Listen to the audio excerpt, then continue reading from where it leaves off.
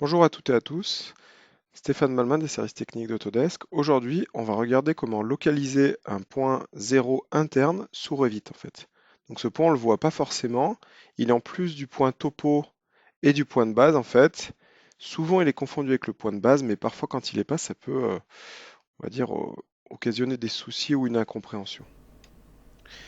Donc, comment retrouver le point zéro interne sous Revit? Donc, on va créer un fichier Revit qui s'avait appelé, par exemple, zéro interne Revit. D'accord. Donc, ce fichier, on va le créer sans gabarit. Puis après, on va mettre un petit objet au point de base et base topo, puisque quand on crée sans gabarit, tout est au milieu. Donc, moi, je vais mettre un petit poteau. Ensuite, on va enregistrer. Et deuxième étape, on va lier ce fichier à notre projet. Et ensuite, il va nous afficher le zéro interne. Donc, on va venir commencer avec nouveau, et puis on va venir prendre un nouveau projet sans gabarit en unité métrique. Donc après, en fait, on va aller sur le niveau 1. On va aller bien sûr afficher en fait les propriétés de site, donc le point topo et le point de base. Voilà. Donc bon, on va constater en fait qu'ils sont centrés. Donc là, on peut pas en fait les remettre à l'écran parce qu'il n'y a rien à l'objet. Donc là, je vais dessiner un cercle juste pour avoir un accroche-objet. Voilà. Donc là, j'ai un élément, donc maintenant je peux le déplacer au milieu. Je vais créer également en fait un petit trait pour avoir un autre point. Et donc après, je vais charger mon poteau en fait. Donc je vais venir ici sur structure, mais bon, limite on pourrait charger quelque chose où on a facilement un centre unique sans avoir trop de points. Voilà. Du coup, je vais la mettre de 1,5 millimètre, non, un dixième de millimètre de haut en fait. Voilà. Donc je le positionne. Donc là après, j'enregistre mon projet. Et bien sûr, ce projet, je vais le charger dans mon autre fichier. Voilà. Donc on retrouve en fait le principe. On va lier ce fichier en fait. Donc on voit mon petit poteau de 1 dixième de millimètre de haut qui s'affiche. Naturellement, il faut aussi faire attention aux plages de vue.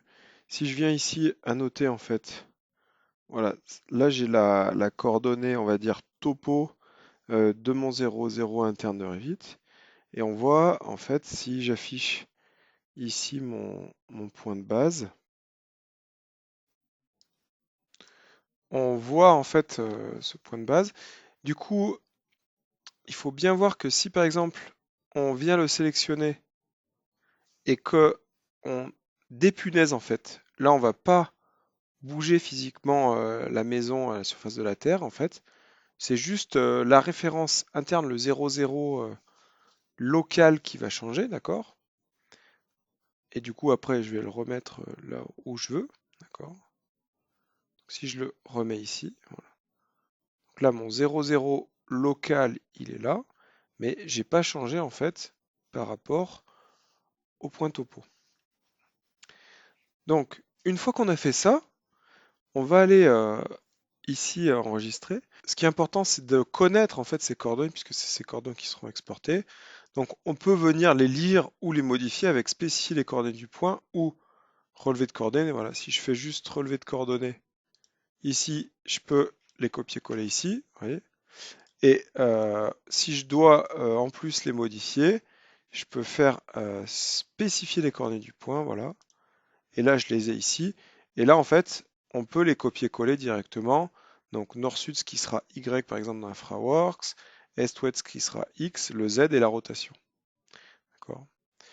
Voilà, en degrés ou en valeur. Et du coup, si je vais dans mes options de Revit, je peux aller, par exemple, à l'export Navisworks. Et je vois bien, donc, dans les options, que j'ai deux propriétés. Soit j'exporte au point interne, soit j'exporte au point partagé. Ce qui n'est pas la même chose, comme maintenant vous l'avez bien compris. Et le point interne, c'est pas le point de base que je vois à l'écran, c'est bien celui qui est modélisé par mon petit poteau. Donc ça, il faut voir que par exemple, si vous allez vers un outil comme Navisworks, InfraWorks, il faut avoir aussi cette notion en tête, aussi bien InfraWorks que Navisworks d'ailleurs, et puisque l'un se fera avec l'autre. Ce que je vais faire dans InfraWorks, je vais configurer, si vous voulez, pour que en fait mon import de données se fasse avec le Navisworks local et non pas avec le cloud. Et une fois que j'ai fait ça, en fait, ici, je reviens configurer de la même façon que je veux les coordonnées internes du projet. D'accord? Donc, une fois que j'ai fait ça, eh bien, je vais venir ici. Donc, je vais venir ici, en fait, positionner, charger mon fichier Revit. Tac. Donc, je vais ouvrir le petit fichier que j'avais fait. Donc là, ça prend un peu de temps. Si c'est vraiment long, c'est que vous n'avez pas, en fait, mis en local et que ça envoie vers le cloud et que ça le renvoie.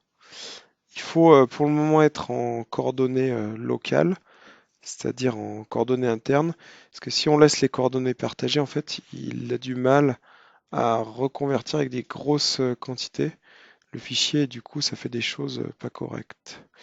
Donc ici, je viens ici sur configurer en fait, et donc ici, je peux vérifier mon modèle 3D. Et donc, souvenez-vous, en fait, j'avais mis mon point de base ici, hein, on voit bien que c'est le 00 interne qui est utilisé. C'est logique puisque c'est ce que je lui ai demandé dans mes options de Navisworks. Et donc, si je viens ici, maintenant c'est assez simple en fait. Ici, je vais prendre euh, mes références Lambert en fait, et je vais venir copier-coller mes valeurs. Donc, faites attention, nord-sud c'est Y. Donc, Y, X,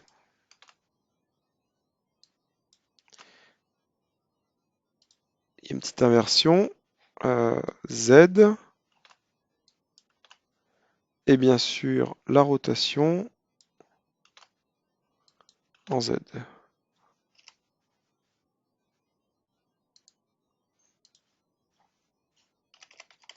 Avec un moins, contrairement à tout à l'heure où il n'y avait pas de signe.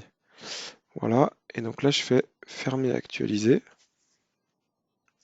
Et normalement la maison, voilà, se met exactement où j'avais prévu le terrassement, déjà lui-même géoréférencé.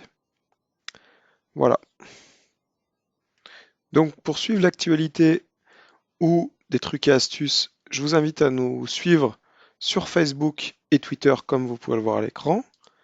Je vous incite également à suivre donc sur ce sujet commun au monde, on va dire, du génie civil linéaire et du plus classique ouvrage d'art, suivre le blog de mon collègue Vincent, en fait, Civil Made in France.